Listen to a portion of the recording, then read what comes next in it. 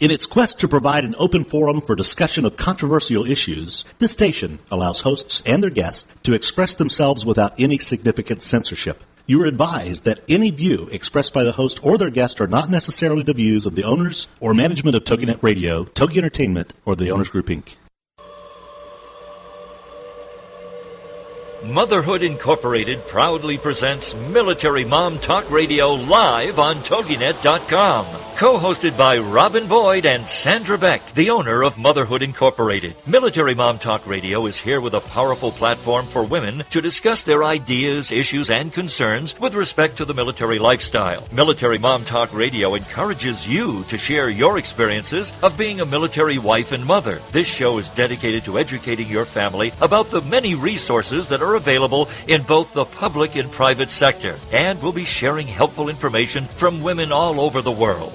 We'll cover everything military, from helping a family member cope with post-traumatic stress disorder, to navigating government programs dealing with family issues, to the struggles of deployment, along with being a working mother both in and out of the home. This is Military Mom Talk Radio, and here are your hosts, Sandra Beck and Robin Boyd.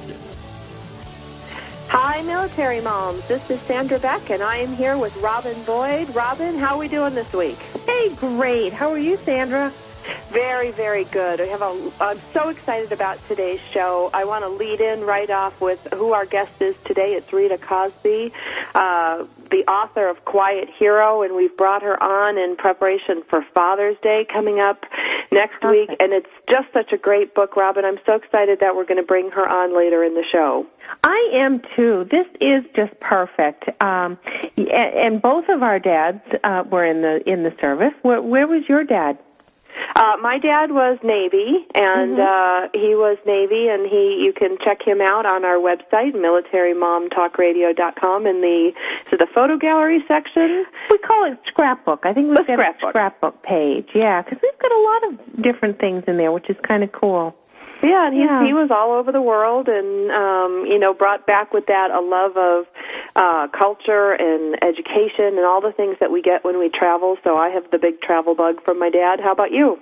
My dad was a corporal in the Marine Corps. He served on Guadalcanal with the 1st Marine Division, and he was a pack howitzer gunner protecting Henderson Field while he served.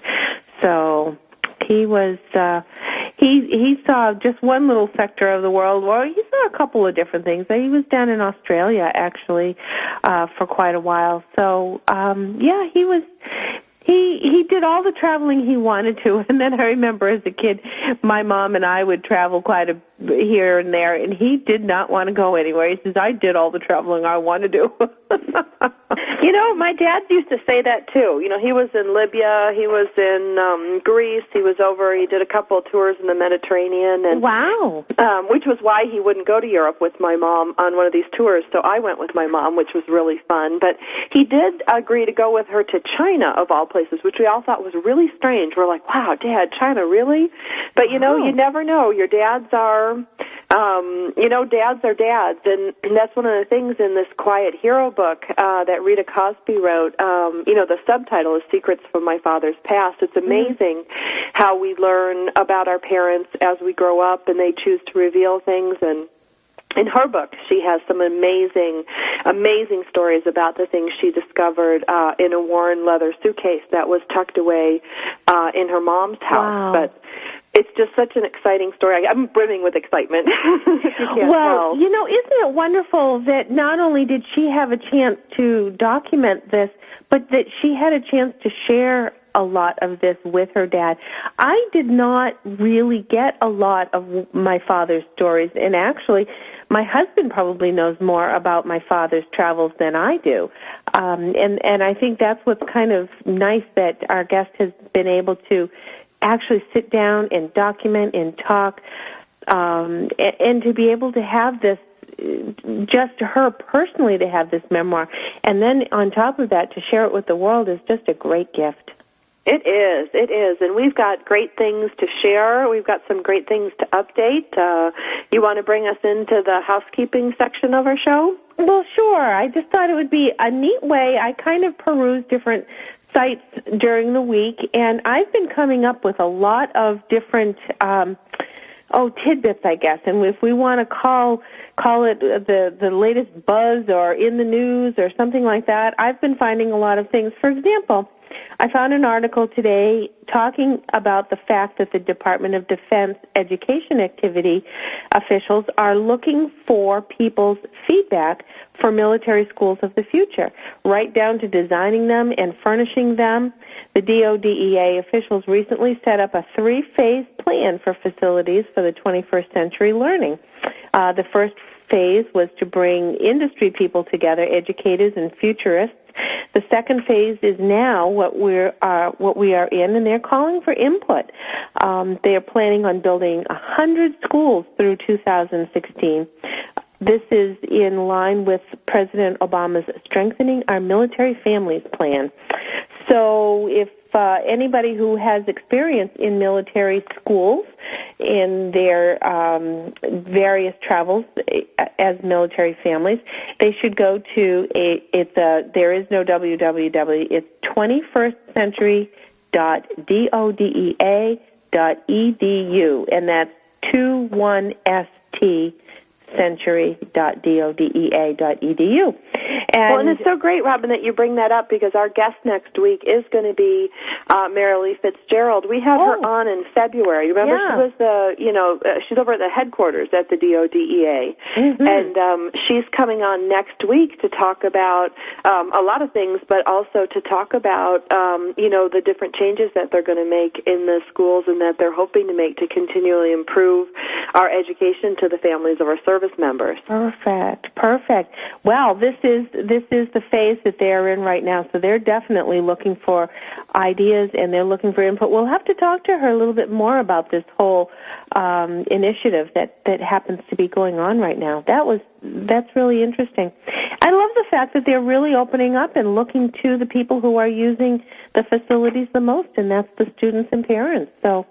Well, that's one thing that I have to say about, I know a lot of people knock our government, and it's a, very popular thing to do right now to criticize our government. And, yes, you should challenge our government, and we should ask questions and poke and prod. But I found, like, when we had the head of NACRA on, Ollie Smith, I think was her name. That was our very first guest. Yeah, it was our very first guest, and that was for the National Association of Child Care. And, I remember after that getting lots of letters and lots of information from people that was helpful, saying, hey, look, this is what we want to do, this is what we want to change. And I know I was told that policies were changed based on our radio show and that people gave feedback. And for those of you listening today that want to have a voice, here's a chance. Here's your chance to come and, give some input in. And if you want to send any of the information to the station here, you're welcome to do that. You can send it to myself or Robin at Sandra at Military Mom Talk Radio or Robin at Military Mom Talk Radio, and we will make sure we forward it to the appropriate parties. Absolutely. I think it's great to have that empowerment. I thought it was good. And a voice. That's why we're out there fighting. One of the reasons, fighting for our freedoms here, and one of the big freedoms, and I pound on this every couple months, I think, Robin, is the freedom of speech and the freedom to speak out. And we just don't see that in many countries around the world, and we have that here. And so we want to exercise that right whenever we can. Absolutely. And then I did find another blog, actually, which it looks like it's centered down in the Fort Carson area. It is called Off the Base. And it was the article that I happened to pick up today was there was a big deployment on June 11th, this past Saturday. The author of the particular article I read was Tracy Chambody, if I pronounced her name correctly, and it was focusing on the deployment. It was quite a large deployment. And this blog also has interesting articles, including radio reports, which reach most of Central Florida, and I guess the station in that area is WUSF 89.7 News in Tampa, Florida. So I not only wanted to direct people down to that particular blog, which is offthebase.wordpress.com, but it also, they have some podcasts, I believe, or at least some clips, some radio clips for a lot of military people. a lot of people who are deployed numerous times will find a lot of resources at this particular blog. So I thought it was very interesting, and we send our prayers and thoughts to all the families who were in this deployment, as in all the deployments that are out there, and know that our thoughts are with all those families. Oh, that's a beautiful thing, Robin. You know what's interesting I noticed about our show is that Military Mom Talk Radio just became available in iTunes France and iTunes Germany. Oh, my gosh. That's amazing. Isn't that fun that we got notification? I got some notification through the iTunes account that, that we've been indexed, and it's interesting because it's only specific shows that seem to be showing up, but I thought that was pretty cool that we're now, available in France and Germany as well as on the internet as a general rule. Yeah.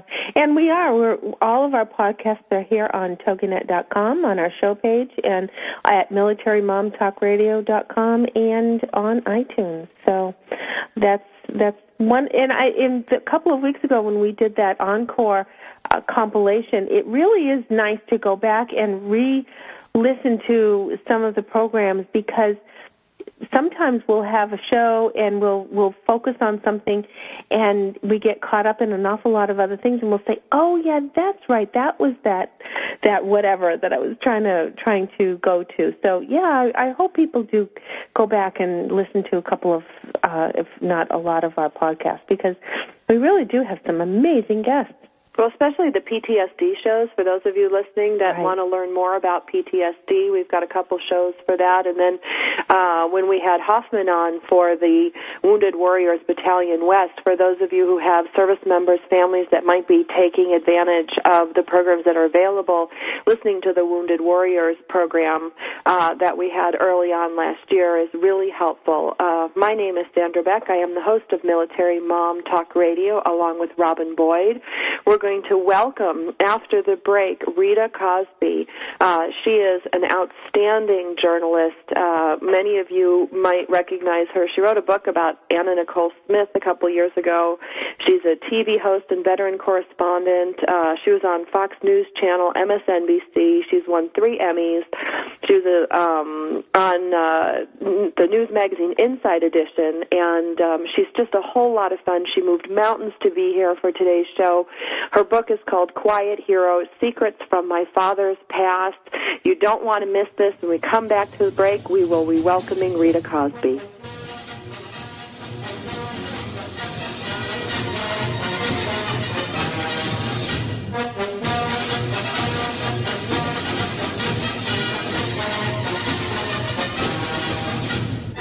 Are you a military mom looking for help in dealing with the system? Keeping the home fires burning? Well, that's what we're here for. It's Military Mom Talk Radio with Sandra Beck and Robin Boyd. And we'll be right back after these.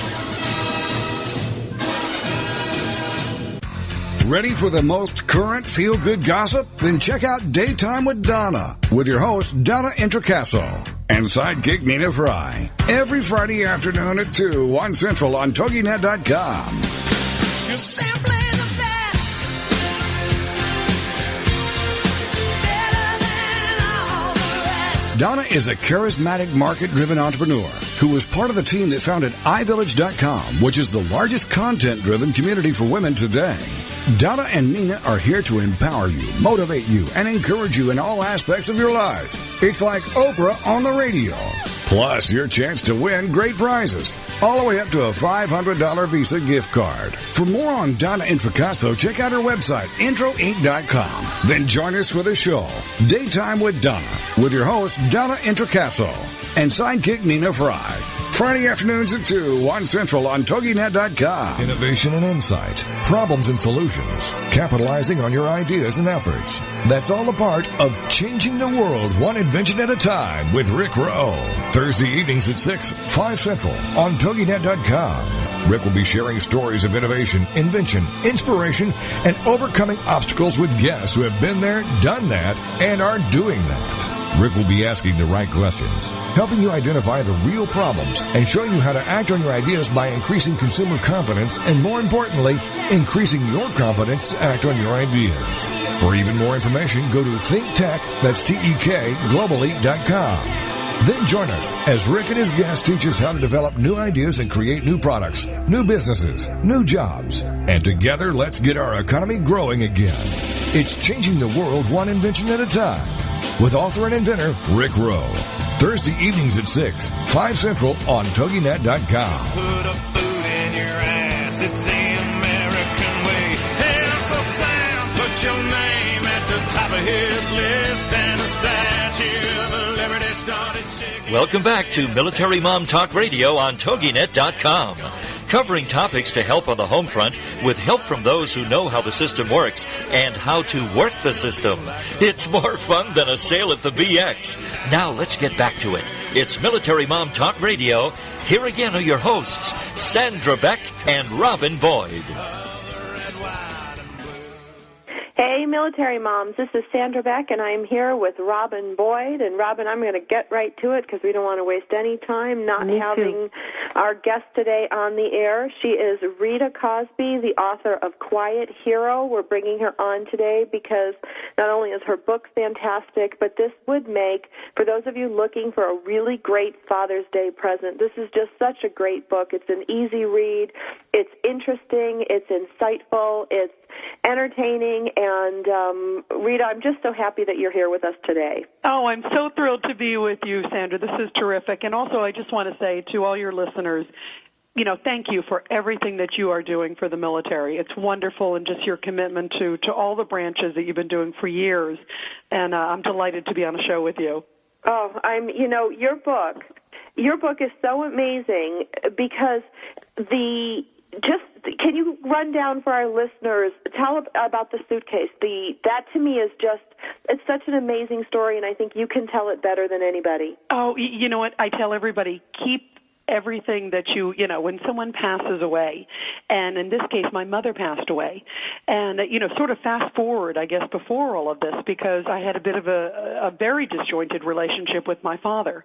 I had to sort of think back, when I was doing this book, when did I realize my dad was different? And I remember when my dad came back from a marathon, and he took his shirt off, and I saw all these scars all over his body. I was about 8 years old at the time. And I remember asking my mother, what happened to Dad? Did he get in a fight? Just like a logical, like a curious child. And my mother said to me, Sandra, I'll never forget this. She said, Rita, your father went through tough times growing up. We don't talk about it. And it was clear the door was closed. I wonder if I became an investigative journalist, asking questions of everybody else on Fox News and elsewhere because I wasn't able to do it at home, Well, and that's pretty typical from the stories we hear of, generations past. We cover that in a lot of our PTSD shows, that our parents, in that generation did not want to talk about what happened. Yeah, it's very typical. And in my father's case, it was times like 5,000 because my dad went through such an incredible traumatic period, all as a teenager. I mean, my father wasn't fighting, a war thousands of miles away, and he wasn't, in his formative years. He was at a very young age. He was 13 years old when World War II broke out, and he was in Poland and literally saw the beginning of World War II and became a resistance fighter at a very early age. And all the things that my dad went through, all the extreme trauma that he went through, all of it he went through before the age of 20. And never spoke about it. Never spoke about it for 65 years until I found that suitcase. And fast forward, suddenly unfortunately my mother passed away a few years ago, and I was hosting a show at Fox News at the time, and I remember it was, very, when you're a public figure, I guess, like we are, I very much, it was very much a public matter. It was very difficult, and my mother really raised my brother and me. My father now, your father had left. Yes, right? he had Your father left the family. He left the family very abruptly at Christmas.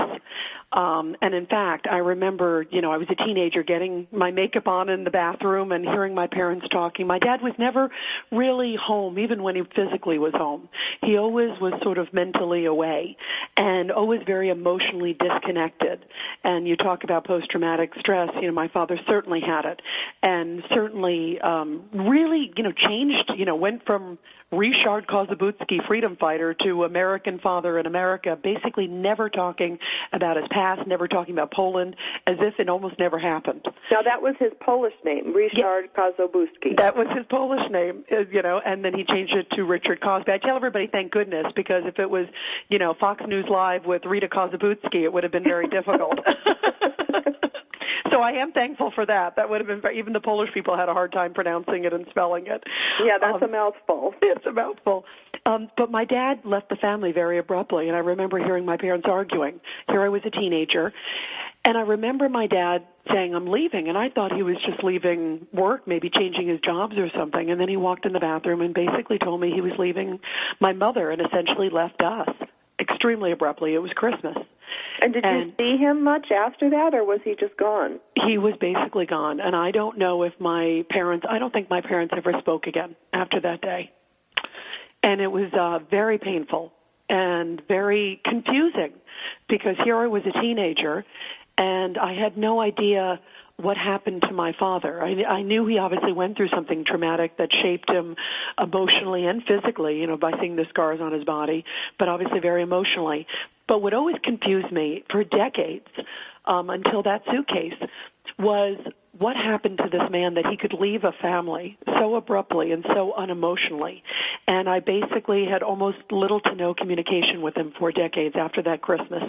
And I think what the hardest thing was, as a child, I remember seeing my mother was very upset. My mother was confused. I think she thought they had a good marriage. I thought we were pretty, my brother and me were pretty good kids. But he very quickly was able to sort of seamlessly leave that family and move on and start a new life, and didn't seem emotionally affected by it. And I think that's what was the hardest thing for me to understand until recently. Because he just shut off.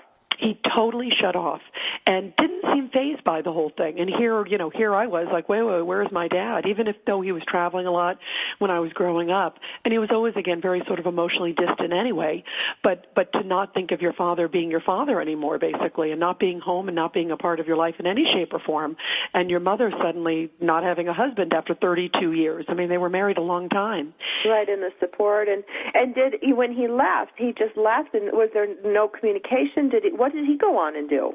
He was a civil engineer, and he did actually leave his company soon after, or actually relocate, I should say, stayed with the same company but relocated.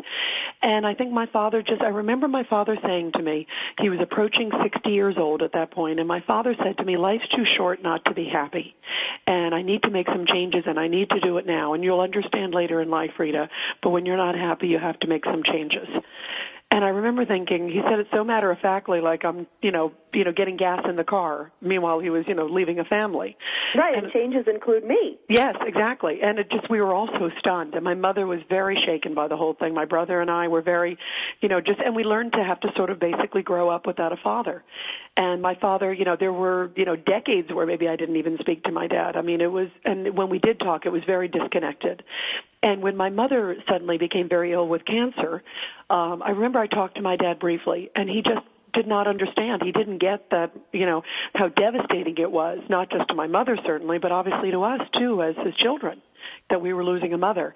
And I remember thinking, what happened to this man that he is so unaffected by death and so unaffected by emotional, tragedies and not being able to comfort. He didn't seem fazed by someone dying, and let alone his wife of 32 years. And I just remember thinking, why is this man so numb?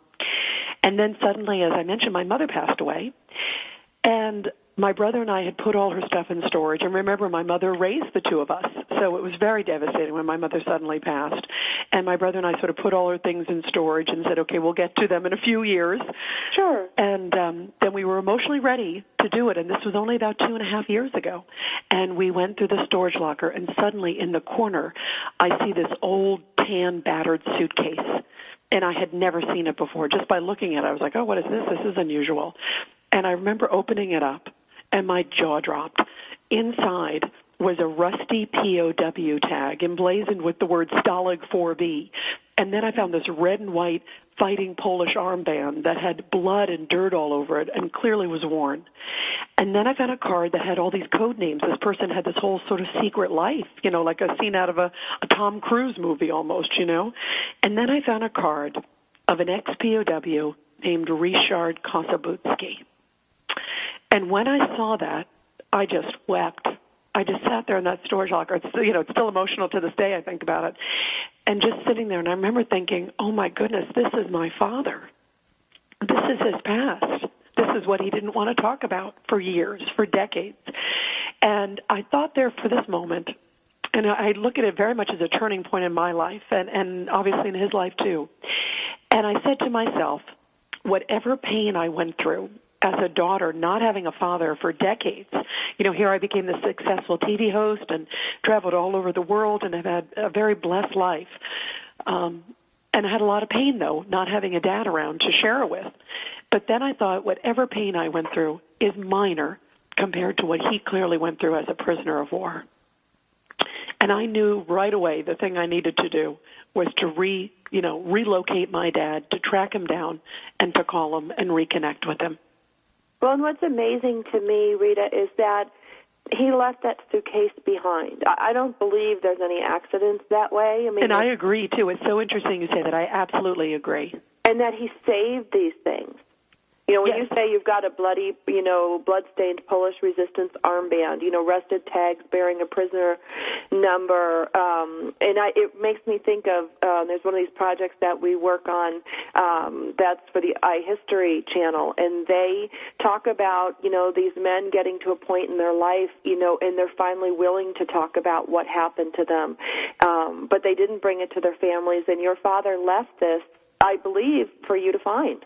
I do, too. And I also, and it's interesting, he also, as much as my father never talked about this for 65 years, and as it turns out, never even talked to my mother about it either. I know more about my father than my mother ever did, which is interesting. But my father, I believe, obviously he clearly thought about this every day.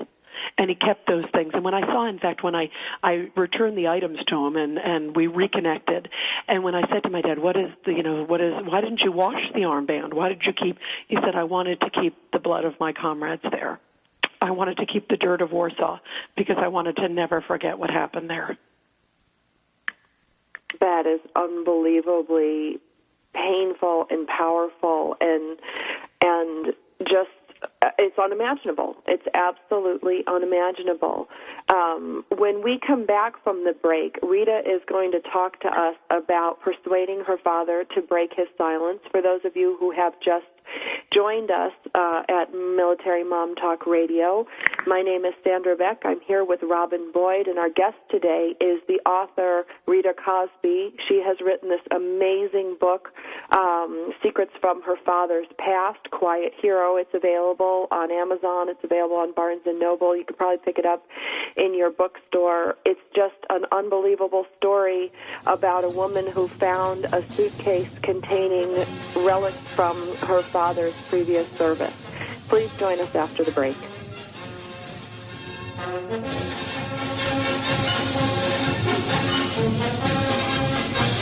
Are you a military mom looking for help in dealing with the system? Keeping the home fires burning? Well, that's what we're here for. It's Military Mom Talk Radio with Sandra Beck and Robin Boyd. And we'll be right back after these. Believe in your fairy tale to make your zing come true. I love it. Debbie Glickman and Deanna Cohen know it. Join these soul sisters on TogiNet.com. Believe in your fairy tale to make your zing come true. Showcases two sides. One, to help entrepreneurs showcase their products and tell their story of their happily ever after. And two, to interview people who have realized their own fairy tale and doing something to benefit others. This show is here to help folks who have an idea and want to get it off the ground, as well as to inspire people to make the world a better place by doing something extraordinary or out of the box to help others. Both of these entrepreneurs have their own businesses and websites. With more information on their passions and successes, first for Debbie, fairytalewishesinc.com, and for Deanna, thenextbigzing.com. Believe in your fairy tale to make your zing come true with the Soul Sisters, Debbie Glickman and Deanna Cohen on TogiNet.com. Hello everybody, this is Pete Dix asking if you'll join me on Beatles and Beyond on this radio station. What a show I've got in store for you. Not only all the Apple reissues that I'll be looking at, some very rare tracks indeed, a report on my evening watching and listening to Neil Innes of the Ruttles and the Bonzo Dog Doodah Band. So please join me, Pete Dix, with Beatles and Beyond on this radio station. 'Cause there ain't no doubt I love this land. God bless the USA.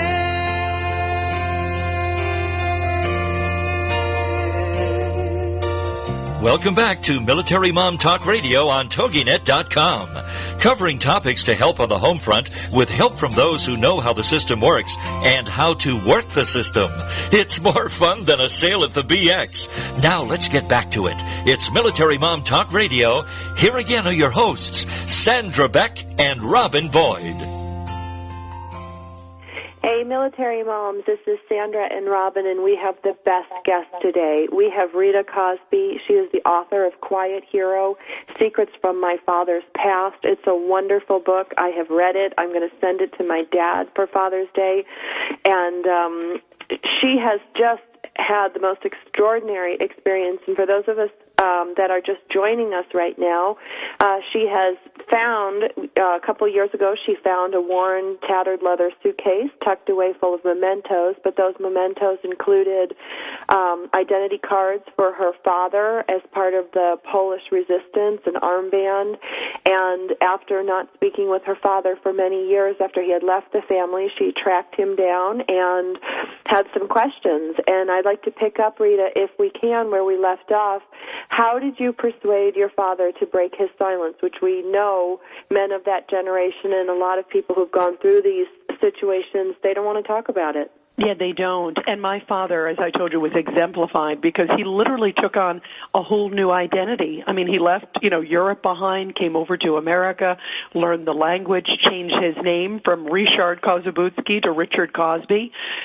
In fact, it's funny, when I was at the dining room table, I remember at the dinner table with my family, when I was young, my father would talk about World War II as if he was a spectator, as if he watched it on television, never talking as if he was there.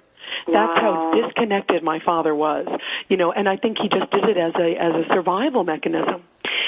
And so when I reached out to my dad, I'll tell you, I was so nervous. Here I am, I was on Fox News 10 years, doing things now with Inside Edition. I've interviewed, a lot of who's who and interesting people. I was so nervous to make the call to my father. So you're this famous television personality, yes.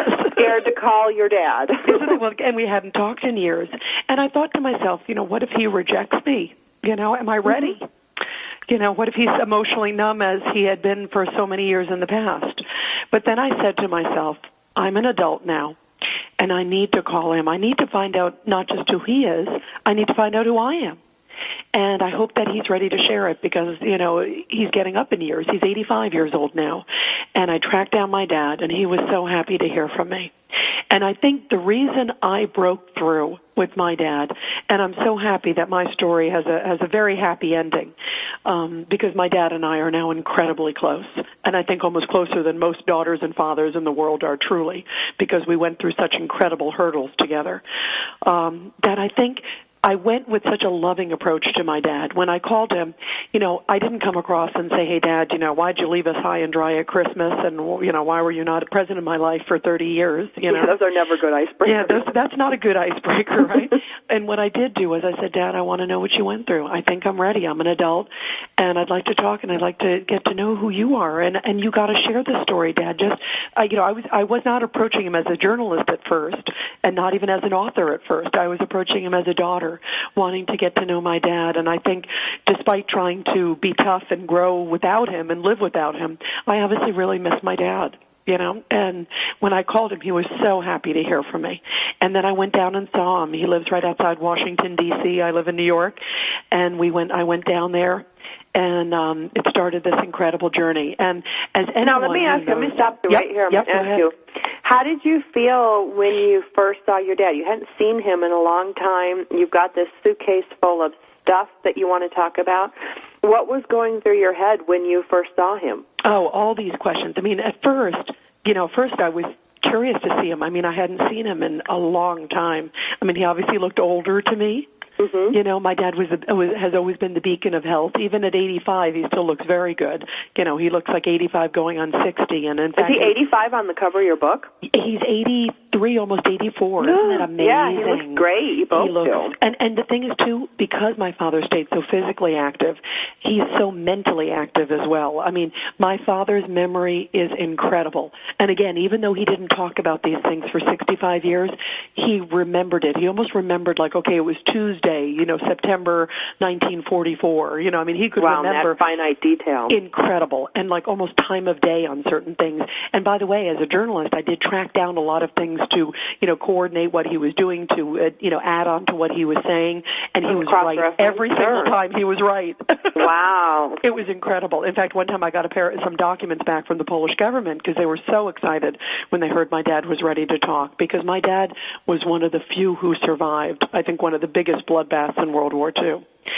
And so when they heard who my father was, and they tracked down and found records in Poland, even though Poland basically burned to the ground, they had testimony from other guys in my father's unit, the other few who survived.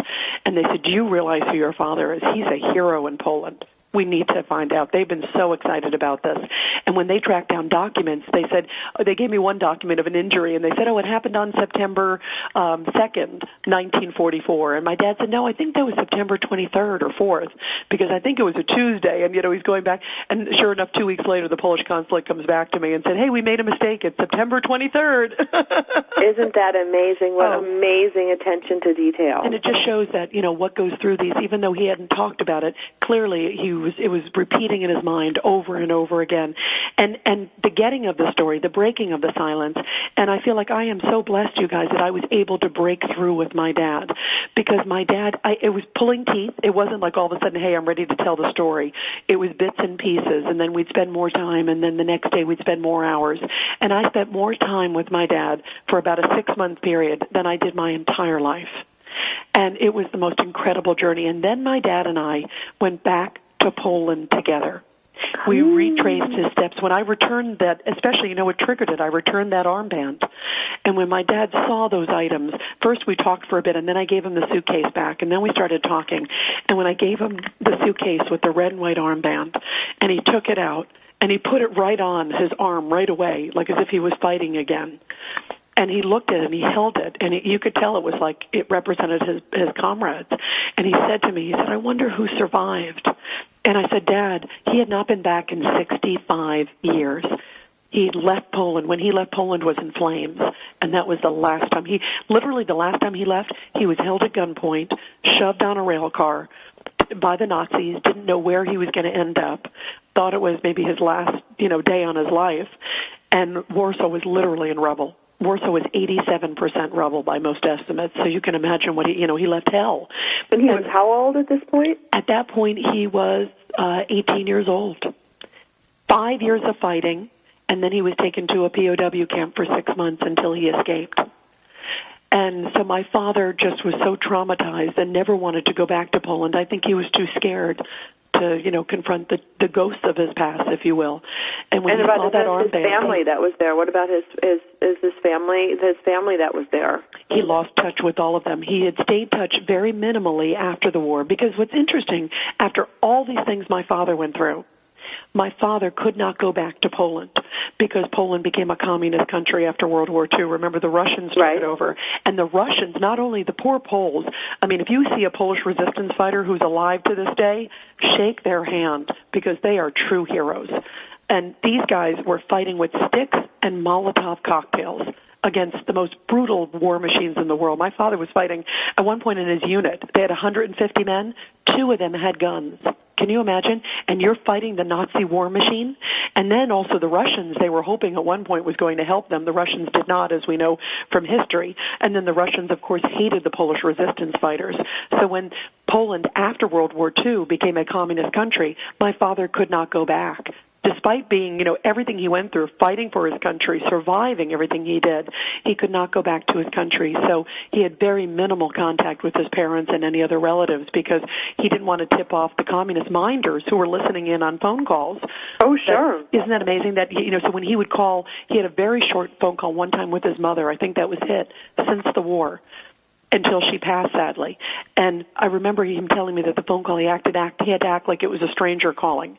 She knew it was him, but he had to pretend like it was some, just generic person calling because he didn't want to tip the minders off that it was a family of a resistance fighter, or they could have been tortured. The most loving thing he could do for his family was to walk away. Isn't that? And what's interesting? When I was growing up, I'd always get letters from my dad, just very minimal letters, and it would always say, "Yours, Richard."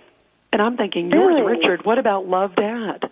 Yeah. Because everybody else would get Love, Dad, and I would get Yours, Richard. And it was because that was the way my dad that was the way he dealt with family growing up. Was it the same for your brother and your... Yes.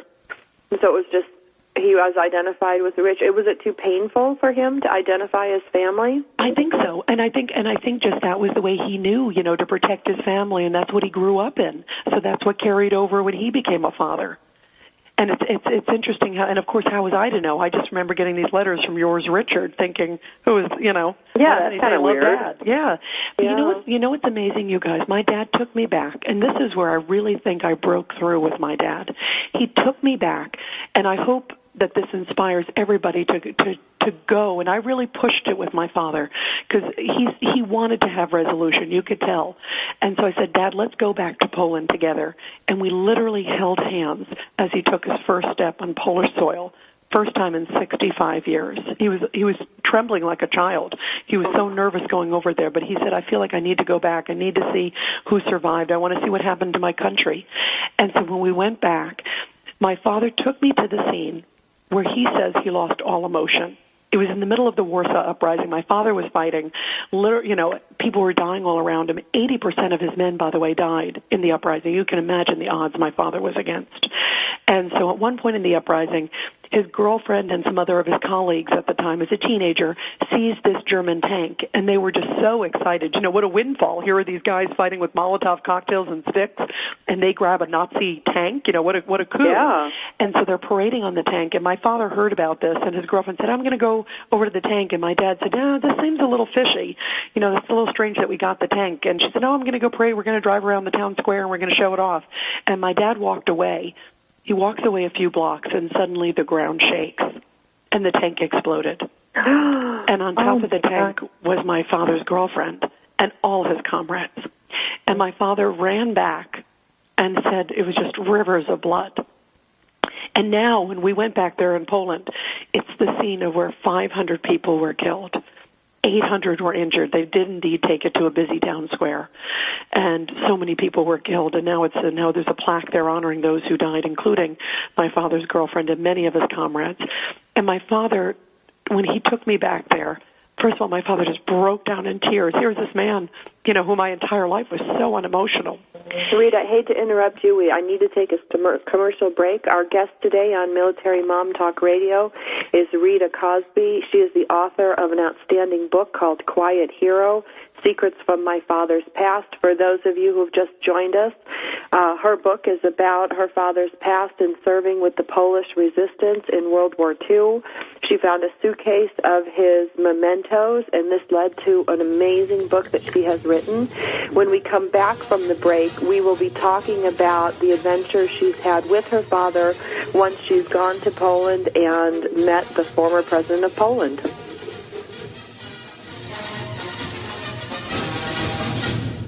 Are you a military mom looking for help in dealing with the system? Keeping the home fires burning? Well, that's what we're here for. It's Military Mom Talk Radio with Sandra Beck and Robin Boyd. And we'll be right back after these. Why do I feel so lousy?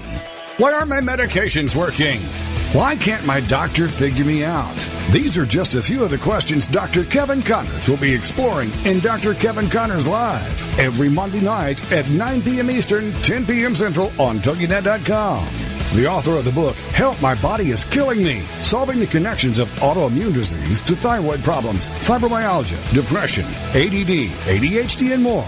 He'll dig into these and many other conditions to dissect the mechanisms of your problems, giving God the glory and looking for answers to make you look and feel better, to make you feel whole again. For more on him, his book, and the show, check out upperroomwellness.com. Never be satisfied with a diagnosis. There is always a reason behind it. And if you can alter the mechanisms that led you down your current path, we can change your future. It's Dr. Kevin Connors, live, Monday nights at 9, 10 Central, here on TogiNet.com. Everyday Autism Miracles with Shannon Penrod. Friday afternoons at 2, 1 Central on TogiNet.com. Life after an autism spectrum diagnosis doesn't have to be difficult. It can be joyful, happy, and filled with hope. Join Shannon Penrod, author, speaker, coach, and mom of a 6-year-old recovering from autism, for this inspirational hour of hope. She's even authored a series of children's autism books with her son, Jim. For more information about the books, Shannon, and Everyday Autism Miracles, go to her website, shannonpenrod.com. From there, you can also get to her other websites, blogs, and connections. On Everyday Autism Miracles, you'll hear stories from parents whose children have made miraculous strides. You'll also get the inside dish on therapies, treatments, supplements, and how to get funding to help you afford them. Miracles abound in the autism community. So tune in for Everyday Autism Miracles to listen, share, laugh, and surround yourself with hope. Everyday Autism Miracles with Shannon Penrod. Friday afternoons at 2, 1 Central on TogiNet.com. Put a boot in your ass. It's the American way. Hey, Uncle Sam, put your name at the top of his list, and a statue of Liberty started shaking. Welcome back to Military Mom Talk Radio on TogiNet.com. Covering topics to help on the home front with help from those who know how the system works and how to work the system. It's more fun than a sale at the BX. Now let's get back to it. It's Military Mom Talk Radio. Here again are your hosts, Sandra Beck and Robin Boyd. Hey, military moms, this is Sandra Beck, and I'm here with Robin Boyd, and our guest today is Rita Cosby. She's the author of a wonderful book, a perfect gift for Father's Day. She has not given us anything promotion-wise to promote her book and the sale of her book. This is purely because it's a wonderful book that I had the luxury of reading. She has got a great website. It's Quiet Hero, just like the title, quiethero.org, and we had her on earlier in the show. For those of you who are just tuning in, we encourage you to listen to us on iTunes. Check us out at Military Mom Talk Radio. You can also download previous shows from military-mom-talk-radio.com or from our host company site, TogiNet.com. When we left for the break, Rita, you were telling us a very compelling story about your father when you first returned home after 65 years back to Poland. Oh, yeah, we go back to the scene of where a tank exploded, a German tank. And his girlfriend was on the tank. His comrades were on the tank. My father heard, the ground shake. He ran back. And the tank, they believe was probably booby-trapped or something. And clearly it exploded in a busy town square. 500 people were killed. 800 injured, massive scene, of destruction. And my father ran back, and he said, looking for a piece of his friends. And there was nothing. He said it was just rivers of blood. And my father, when we went back to the scene of where that happened, he just broke down in front of me. And here was my dad, the history with my dad. He was so unemotional and so numb my entire life. I had never seen him cry. And then he broke down in just tears and wept. And just uncontrollably, and he looked up at me, and he said, I'm so sorry, Rita. He said, after seeing what I saw here that day, I had to shut myself off. I had to keep fighting. I was fighting for my country, and I had to keep going, and the only way I could survive mentally after seeing just the rivers of blood was to shut everything off, because I knew I had to fight for my comrades now who weren't with us anymore. And he said, and I'm so sorry that carried over into the way I acted as a father and the rest of my life, and the way I treated the family. I'm so, so sorry. And the two of us just hugged at that moment. And that's where I really feel that I broke through. And after that moment, it's funny, now my dad is an amazingly loving father. And I feel that at the end of the day, this has been a very turbulent decades with my dad. But at the end of the day, I feel that I hope my story completely inspires other people to reach out to their parents, their sons, their daughters who are over there in battle. Have them talk about it, because after my dad shared the most painful moments of his life with me, now the two of us have bonded like you would not believe, and it's been the most amazing journey of my life. Well, and how interesting that, like the suitcase that contained those precious relics from the Polish resistance, your father kept everything tightly sealed inside, just like that suitcase. Yes, and absolutely. walked through this world without sharing with anyone until you unlock the key. And I'm so glad I did. And I think I did it maybe with the love of a daughter and the persistence of a journalist. Mm-hmm. And my father will say, look, if Rita had not reached out and been so persistent and also wanting to know so much, I don't think I ever would have shared the story. And to the end, the reason I picked the title Quiet Hero for the book, and again, the website's quiethero.org, quiethero.org for information, not just on the book, but also how you can get help, for folks who are listening, that I feel the reason I picked it was, to the bitter end, my father would never call himself a hero. And if you hear his story, it's anything but heroic. I mean, when you hear it, it's so incredible. And I wanted to say one important thing about my dad's story. After fighting in all the battles he went through, after, the tank exploded, he continued fighting. He was later captured, taken to a prisoner of war camp. He escaped. At 90 pounds and 6 feet tall, my dad escaped. And he's in the woods for 2.5 days. He'd been fighting now, frontline fighting, where he was, where the tank exploded was not too far from his home. I mean, my father was fighting for his homeland, for freedom, not a distant land, but literally his front door, And I think that's why they were such ferocious fighters. They had to fight. And so here he is, he's escaped from the POW camp. He's with other prisoners. They look up. They're in the woods 2.5 days, and they see in the sky a plane comes by, and they dive for the ditches, thinking this is a German plane. They're in Germany at this point. Mm-hmm. It's still wartime, and they assume, oh my gosh, we've been spotted. This is the end of it. And then they look up again, they see the plane again, and the plane drops something out, and they dive for the ditches, thinking it's a grenade, because that's what, again, they had been living with. And all of a sudden they looked up, and they saw a star. And they realized at that moment it was an American plane. And what was dropped out was not a grenade, but it was a chocolate bar with a note wrapped around it, tied with a red ribbon. And the note came down. This is my favorite part of my dad's story. The note said, "Welcome. It's safe to walk now during daytime. There are no troops between you and our American lines. You have 15 miles to walk, and you're free." So my father at that moment ran with his men, 90 pounds, 6 feet tall, my dad, ran to American troops 15 miles west is what they went. And they ran to a riverbed and ran into these young American GIs who were 18 years old on the other side of the riverbed, who hugged my dad and said, "You're free, your nightmare's over." And at that point, my father said, "I am coming to America because it is the greatest country in the world to send their men." Same age as my dad, both, they were 18, these GIs. My dad was only 18 at this point. To send their men and women thousands of miles away to save me, to save this ragtag group of Poles. And my father said at that point, "I am coming to America." So as soon as he sort of got his life together and got organized, he came to this great country because he said he wanted to give back. And that's why this book is so special to me and my dad. This is not just a book. This has been the most incredible journey of my life, and my father too. And my father wanted to make sure that this book, and again, it's called quiethero.org. Quiethero.org is the website, because proceeds from the book go to wounded troops and their families, because this is my father's way to say thank you to those brave men and women who are on the other side of the riverbed 65 years ago or so, and told him he was free. And told him, and it reminds us all what it really means to be an American. Absolutely. We are such a great country, and we continue to send our precious men and women thousands of miles away, who I think are the greatest fighting force in the world. And I absolutely believe they freed the world, in World War II, and do it time and time again. And so for me, it's been such a great honor, not just to share my dad's story, but to honor, the great fighting force of the world back then in World War II, and all the men and women who are still making tremendous sacrifices today, not just in our country, but you think about, what a great service we do in so many parts of the world, stepping in there in World War II. And who would have thought, this at that riverbed in Germany, one of them was my dad. Mm.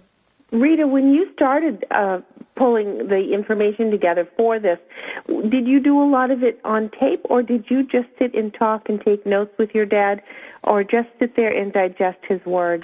I did a combination. At first, I digested the words, but then we also did film it, and we're going to be doing a documentary in the future too, as well. Wonderful. And then we filmed my dad going back to Poland. Everything. Oh, you did film that. And that was just an incredible moment. You can just imagine how his reaction and everything he was experiencing and feeling and seeing. And we filmed him going back to the tank, and it's incredibly emotional, needless to say. Mm. Well, and your father, did he get to meet the former president of Poland? Did you guys meet him? He did. Can you imagine? Here's my dad, who left, again, at gunpoint, hobbling, was near death at this point, shoved on a rail car by the Nazis and not knowing where he's going. That was his last day in Poland. And then he comes back, and he got a hero's welcome from the president of Poland, a democratically elected president, needless to say. So my father, just was sort of a surreal moment for him to walk in there, and he got a special commendation from him. And interestingly enough, President Kaczynski, the late president who died in the tragic plane crash, and we met him a few months before, his father and my father were in the same unit in the uprising for a brief period of time. Wow. So he was so fascinated to meet my dad and curious what life was like. And just like you guys said, he looked at my father and said, you weren't in the uprising, you look too young. And of course my dad was thrilled to hear that. But what an amazing thing, Rita, to go from, probably anger and mistrust and, not understanding why your father did the things he did when he walked away from the family, to becoming this quiet hero that has touched lives, that has moved mountains. It's got to be overwhelming. It was one of the most beautiful moments in my life. The book made the New York Times bestseller list, the Washington Post bestseller list, and USA Today bestseller list, which I was so happy because it means more money for the troops. And one of the greatest moments of my life was when we hit the New York Times bestseller list, to call my dad. Think about this moment. Here's my father, who could barely speak a word of English. I think he came with $100 in his pocket at the most, over to America, to this great country that came and saved him. And here it is, fast forward, almost, 7 decades later, and a book about his life is on the New York Times bestseller list, and a book honoring his comrades and the U.S. troops. It was a great call for me to make. And when I called my dad, I said, congratulations. And he said, congratulations to Poland and congratulations to our great U.S. military.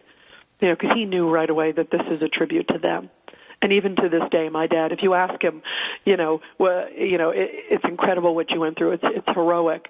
My dad would say, no, the real heroes are his comrades who did not make it back, and especially those incredible U.S. troops who saved his life. And my father will never forget those faces on the other side of the riverbed who were just cheering and shouting. And here he was, 90 pounds. And my dad said when he came up upon, it almost looked like a mirage. Mm-hmm. Well, and Rita, I'm going to add on to that hero list also is you, my friend, because for you, there's a lot of people that would walk away from a situation. There's a lot of people that wouldn't dig to find the truth. They wouldn't fact check, cross check, make this a personal mission of yours. As a journalist myself, a former journalist, you're currently a journalist. It's a lot of work. It's heartbreaking. I'm so glad that you did this, and you also exercise the freedom that we have as women in our country to produce a book like this, to travel around the world, to report the truth as you see it. I am very proud of you as well as your father. Oh. I think there's a lot of heroes on the air today. Oh, and you know what? It's been, I'm humbled because to me it's been the greatest joy for me. I've had the pleasure as a journalist going over in the Middle East and in Afghanistan, seeing our troops in action. And now when I see them and I think about, they were some of them, just a little older than the ones who saved my dad, I am so thankful we're an American. And to me, to be able to give back has been a gift. Thank you, God Rita. bless. You've been an outstanding guest today, and we will come back next week with Marilee Fitzgerald from the Department of Defense Education Unit.